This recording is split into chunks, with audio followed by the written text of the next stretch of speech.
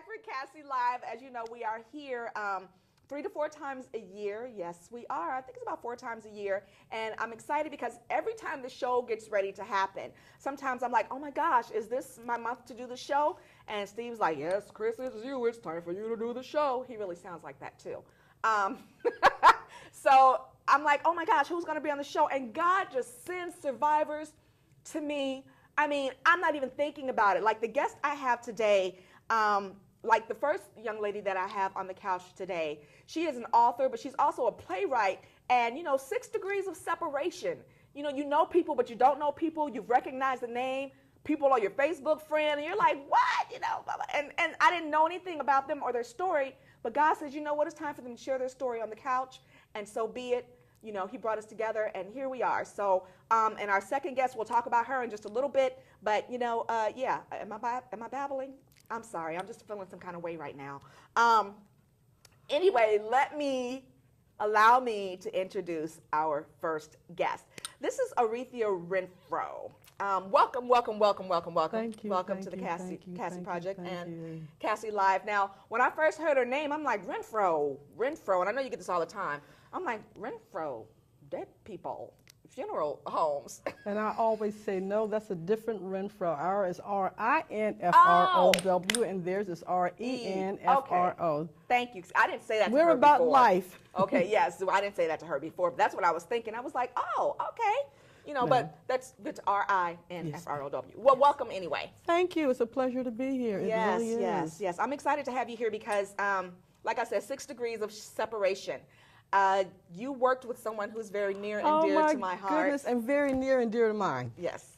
Awesome, talented. Yes. Can I say more? But you can go ahead. No. I toot his horn enough. Go ahead. My very first play, come Sunday, he blew people out the water. His humor, his talent is just so refreshing. And then to meet his special person and find out that you have the same spirit, the same specialness is just awesome. You guys are just a compliment. The same specialness. I don't yes, know. You do. He's a little far advanced in the special than I am. But he's an awesome actor. Oh my God. We are talking about Curtis Drake Shepard. So yes. We are talking about Curtis, who is an actor. And actually, I met him through the arts as well. Okay. So I met him as an actor, and that's been like almost, 17 years ago now. And we've been fast friends and then some. Okay. So, yes, come Sunday was your first play. Now, yes, it was. So are you a playwright? Yes, I am. Okay, so you're an author? Because we have a book here by you as well. Yes. My very first book. I started writing as a journal to deal with the pain, frustration, and different things that was going on in my life. And the journaling kept growing and growing and growing. And then my pastor, I take notes in church. Mm-hmm. I like to look back years and years and years and years and say, okay, he took me out of that situation. He did this, he did that, and that was 10 years ago. That was 15 years ago. Well, my God, he'll do even more now. All right. And so that was how the book became a part of me. But the playwriting was just something that just burst out of a seed that I didn't even know exists. And Curtis, the play we had in 1997, the success was due in part to Curtis. Seriously, I have to give it to him. Okay. I have to. So I guess that played here in Cincinnati? Yes, it was. We performed in theaters, we performed in prisons, we performed in schools, we performed in hotels, we did conventions. What was it about? The play was Come Sunday. It started from a poem. I wrote a poem called Searching. It was about a lady who goes to a club every day, Monday, Tuesday, Wednesday, Thursday, Friday, Saturday. I know people like that. Well, that was me. Oh, okay. Okay. But on Sunday, there was nothing for me to do. There was no party going on. There was nothing going on. But what I didn't realize was that was the day that God wanted me to meet him. I was searching at every place but the right place. Right. And it was only when I found a relationship that was a relationship, not religion, that a search became a fulfillment of love. Because we're all searching to be fulfilled. Yes, we are. We're all searching for something. And we find different ways to fulfill that search.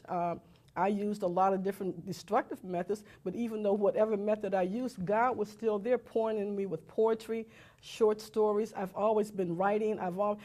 I would write a play and people would come and be saved and give their life to God, and I'd be like, wow, that's amazing. How many plays have you written? Oh my God, I've been writing plays since 1997. Okay, so that was your first. I guess about maybe 20. Wait a minute, so wait. Because I think I feel a little offended here. How is it that you've written about 20 plays and you go to prisons and churches and schools and la-di-da-di-da-di-da? I have not heard from this woman. She did not say ever in life, Chris, could you please be a part of my show? I would love it. Or, Chris, you know what? We ain't got nobody else. What you doing? Nothing. How does that happen? I think the same way that all these talented, awesome people in Cincinnati get looked over because it's so much talent here. It really is. Yes, it is. It really is. There's so much talent here. And I applaud the arts. When I moved here, I'm not from Cincinnati, but when I moved here, I found that the arts is very thriving in Cincinnati, especially the black community. Yeah. We have an abundance of very talented people. I've had the pleasure of dealing with children in children theaters and children drama camps, and if you plant that seed in them, that's the beginning of something that's special. And to watch it grow and to watch kids who've never been in a play, or watch an adult who's never been able to take on another character, and they'd be like, I'm acting like so-and-so. And it's like, it's a role, sweetie. It's a role. It's a role, okay?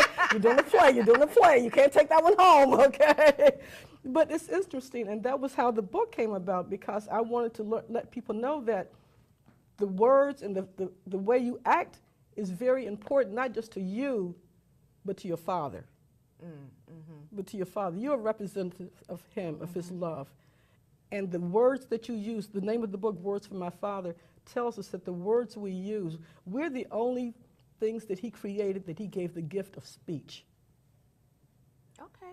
And that gift, we abuse it. So, I mean, we call each other names. We destroy each other with our mouths.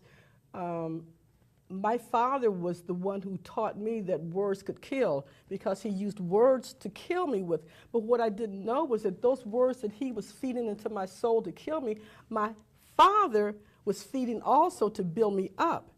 And so the Bible tells you that what's used to kill you can also use to make you alive. And that's what happened with me. Those ugly words that my father poured into me. Your biological. My biological father. Let's my biological father. Okay. I mean, to be 8 or 9 years old and hear your father say, I can't wait till you're dead. Oh. I can't wait till you're dead. I can't wait to throw dirt on your grave. You'll never be anything. You'll never be anything. You'll never be anything. And I believe that. Of course we did. I believe that I would always never said, be anything. Sticks and stones may break my bones, but words will hurt forever. And they do. Words will hurt forever. People don't believe that. People say, well, so they called you names, big deal. It's like, yeah, it is a big deal. Yeah, they don't really, and you know, growing up, we always say, sticks and stones can break your mind, but words will never hurt me. And that is probably one of the biggest untruths we've ever learned coming up. Yes. You know, words scar from within. I mean, mental, emotional, all types of damage, and you don't even realize what that's done. Now, as you were talking about your book, and initially you said my father, you were speaking of your Father in heaven, and I was thinking like, uh-oh, I misunderstood the title of the book. Again, I don't know why I do that a lot. But you know what? Different people have different perceptions, so I'm not going to knock myself for that. I'm not going to drive myself crazy. But this book is Words from My Father, a 30-day devotional book. So it's not necessarily the story of your upbringing, but I'm assuming it has some chapters in there that speak. It's my journey. It tells the journey of going from being abused verbally, being told that you were not anything that your potential could never be, to finding out that that's a lie. Amen. Amen. From the pits of hell, that's a lie. I'm an awesome person. I am creative. I have giftings. I have something to offer the world. And this book is one of my offerings to the world. What it does is it captures my poetry, it captures my journaling, and it captures the essence of you can go from point A to point B if you feel like you know where you're going, but you've got to know where you're going. And a lot of our women nowadays don't know where they're going. We can't get past where we've been. Oh my goodness, yes. We can't get past where we've been. You were talking. I often say, don't allow someone else's opinion of you. You want me to? Don't allow someone else's opinion of you to become your reality. And that's so very true. You know, they don't know you. They don't know That's your so very journey. They true. don't know where you're going. They don't know that. That's true. So if they have something negative to say, don't allow that to become your reality. But And it's God so has hard something not to different do for us. that. It is different, especially when it's coming from your parents. When it's coming from someone you love. Yeah, yeah. So And tell because- me how that, you know, also, you said that you were, what, 8 years old and he was saying these things to you? My father never loved me, and I never figured out why. It was 3 of us. I have an older brother who's deceased. That's who the book is dedicated to. And I have a younger sister.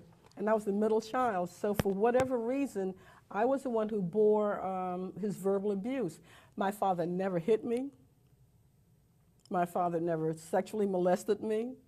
My father never touched me. But he put a spirit of discouragement in me. He put a spirit of I cannot do anything in me. And he put a spirit of looking for love, because the person who teaches you to love is your father. You would think. He's the one who molds you to know what to expect from a man. Yes.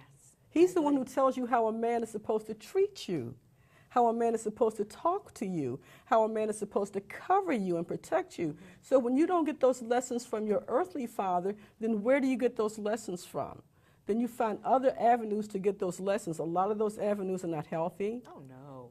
Oh, no. Oh, no, it's, So- it's a substitution. But then we do come to a point, in our lives, I pray that all of us come to a point in our lives where Okay. we recognize our own worth, Oh, yes. and we do find those positive role models, Yes. male role models or female role models, if it's your mom, you know, Yes. that we find those positive role models to help you switch out those negative beliefs that have been welded into your brain, you know. And I was raised by my grandma, love her to death, and a lot of you know her, and no disrespect to my grandma, but I have to admit there were times where she was negative, you know. But you know what? I don't think that it was intentional. I believe that even in her day and age, growing up on the farms and things like that, and that's what makes violence, domestic violence, whether it's emotional or physical or whatever, that's what makes it such a vicious cycle. Because if you don't recognize that what you're doing or saying is hurting someone else or creating a certain type of person, then you're not apt to change it. That's true. So, I mean, you know, That's I true. was stupid. I was, you know, not good for anything. You know, why do you want to do this acting thing? You know, why don't you, you know, get a real job? You're never going to be able to get anywhere with this, that, and the other.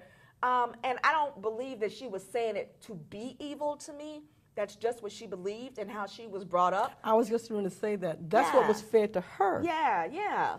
And that's what makes it a vicious cycle. It's a cycle. Which is why Kassie Project is keeping all survivors safe, informed, and emancipated. We're teaching you, we're showing you your value and your worth, connecting you with other survivors who have been in that journey, and hopefully can help you and share with you the things that help them heal and move past. Like this book. She wrote this book and her plays and her poems Yes. to help express and to heal from the damaging past.